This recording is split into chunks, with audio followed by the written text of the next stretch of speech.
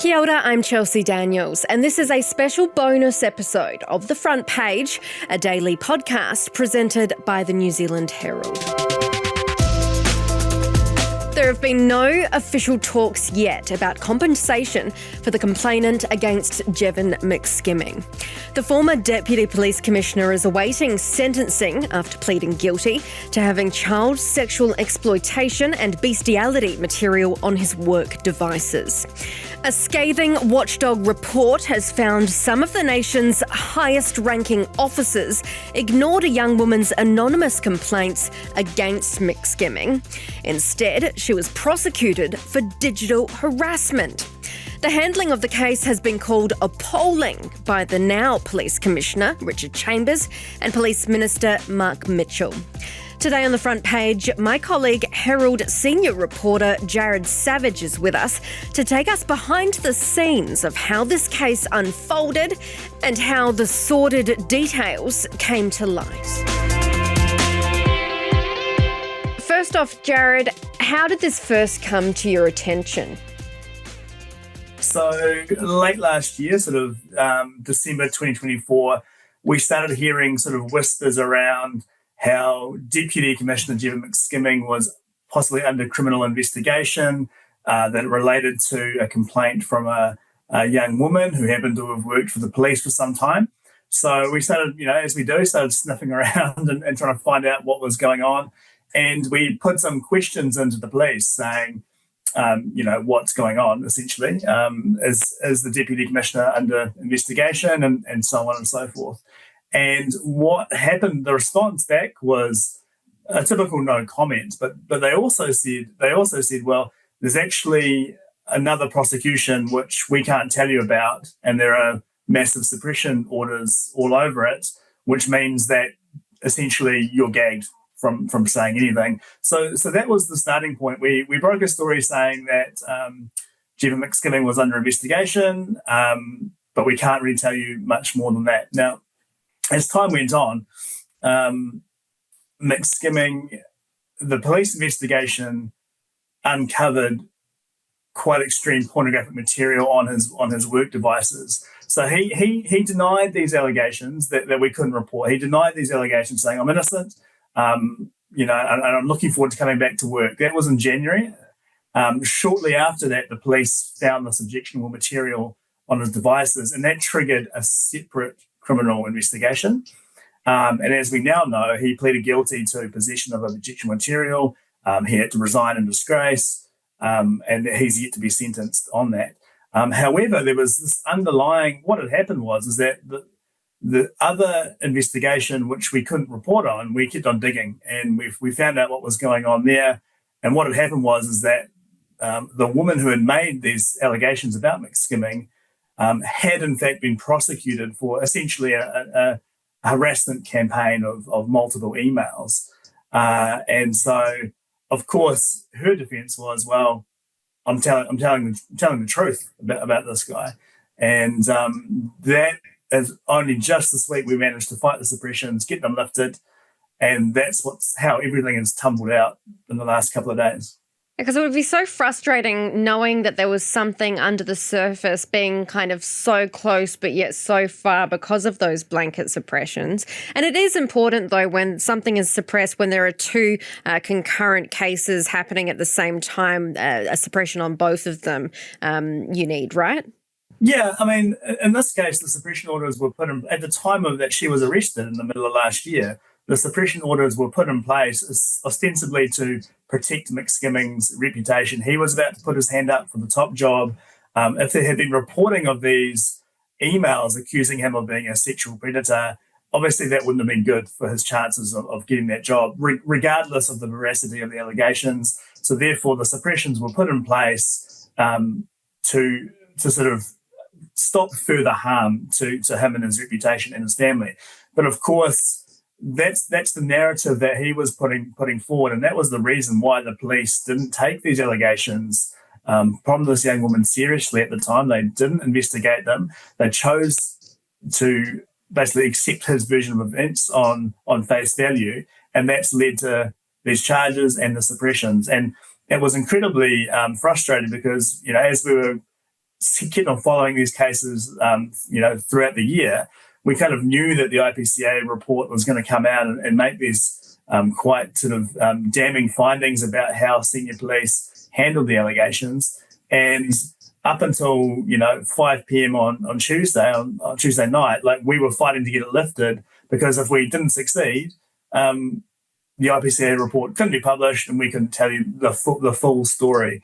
Very frustrating. But yeah, you've got to, as a reporter, you got to stick to the laws and the rules. And we're just lucky that we had the resources to fight it, I suppose. Jared, what kind of pressures are there that come with reporting on people in power, especially within the police hierarchy? You're juggling, getting answers from police, but obviously work very closely with them in your capacity as a senior crime reporter.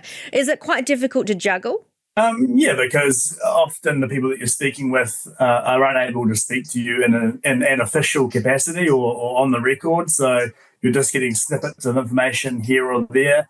The police have a large sort of communications team of PR advisors. So often when you're a reporter, they actually can know a lot more than you about the case or what's going on. So it can sometimes be like shining a bit of a torch in a darkened room. Like, you can just see one little bit, but there's other stuff happening in the shadows. On top of that, you've got to be very careful legally around not defaming people, making sure that everyone has the right to reply.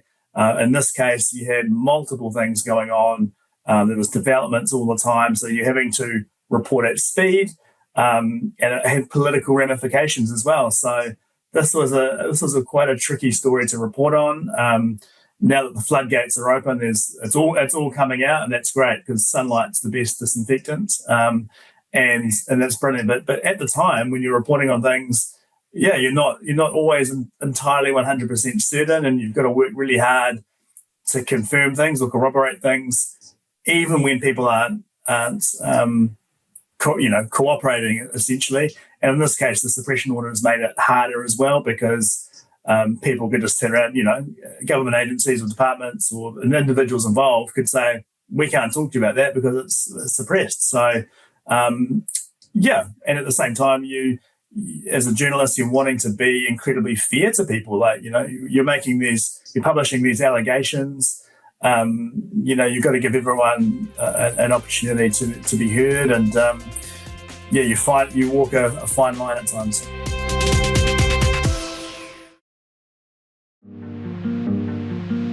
I mean, I lead an organisation of 15,000 men and women who do an incredible job day and night across the country. I know how hard they work because I'm connected to the front line. This report, the findings, is a kick in the guts for them. They are no different to me. We take a huge amount of pride in the job that we do for our country. That won't change. What will change is we will make swift action of implementing this with my new leadership team, and we will do our absolute best to ensure this never happens again. It doesn't really seem like Chambers or Mitchell were too privy to a lot of this information before the IPCA report actually landed on their desks, eh? I mean, what did you think reading those 135 pages? It's a bombshell of a report. I haven't seen anything quite like it in sort of 15, 20 years of reporting on these matters that really dived into, in a lot of detail, the inner machinations of what was happening at Police National Headquarters, and the failures of many senior police to not investigate what was right in front of them. They actually named certain officers in there, including the former Commissioner Andrew Costa, and detail quite significant failings over a long period of time by a number of police officers. Essentially what it boils down to is this young woman has made allegations of quite serious sexual and physical nature against Jevon McSkimming.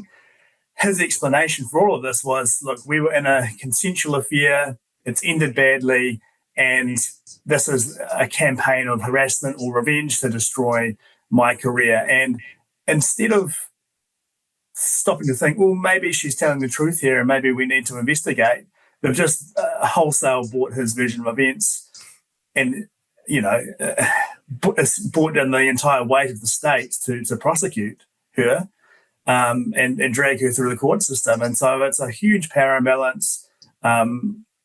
It's a staggering report. In the end, the police didn't lay criminal charges against Jevon McSkimming in relation to her complaint, but that's sort of by the by in a way. This report details with this long running attempts to. Yeah, they just didn't look at it, and it's quite staggering, and it's done a huge amount of damage to the New Zealand police. Yeah, I've read a fair few IPCA reports and similar as well, and what struck me was the language. It was quite emotive, more emotive than what you would expect with these kind of things. I actually remember gasping when I saw the press release come through from Richard Chambers using the word appalling, which is unusual, right? Yeah, very. You could sense, he said he was angry, and you could sense the anger in the press release, but also the subsequent press conference with Richard Chambers, the Police Minister Mark Mitchell, and Judith Collins, the Attorney General. Quite an emotional press conference, a lot of anger and disappointment. And I think it's because they realise the damage that this does to the reputation of the New Zealand police. It brings up or resurrects a lot of bad memories from the Beasley report sort of 20 years ago, where, again, there were allegations of cover-ups and serious sexual complaints made against police officers. So this is history repeating in some regards. And, I guess the police would have been kind of hoping that some of those attitudes were sort of buried in the past. But, here it's quite clear that they believe McSkimming's version of events, and they didn't want to hurt his shot at the top job, and it's remarkable. As a reporter, how does it feel sitting on this information, and what does a day in the life look like when you're trying to hunt down these leads? Most of it is really boring legwork. So it's not like the movies and Spotlight where they're running around town and opening up files and things. No, it's certainly not quite as dramatic as the movies make out. But a lot of it is simply calling people, filing requests for court documents, talking to people involved in the case, and just sort of trying to piece it all together.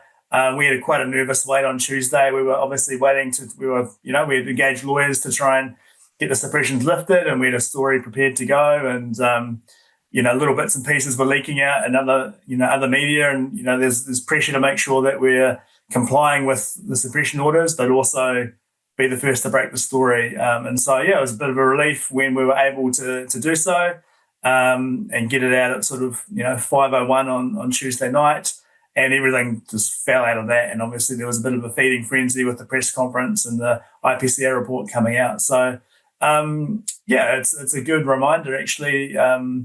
About the value of transparency and the value in journalists, and it wasn't just me; it's other journalists in other newsrooms as well, and also within our newsroom, support of editors and lawyers to try and get this over the line so that people can be fully informed about it. And I guess that shows the value of the media in its sort of watchdog role in the Fourth Estate.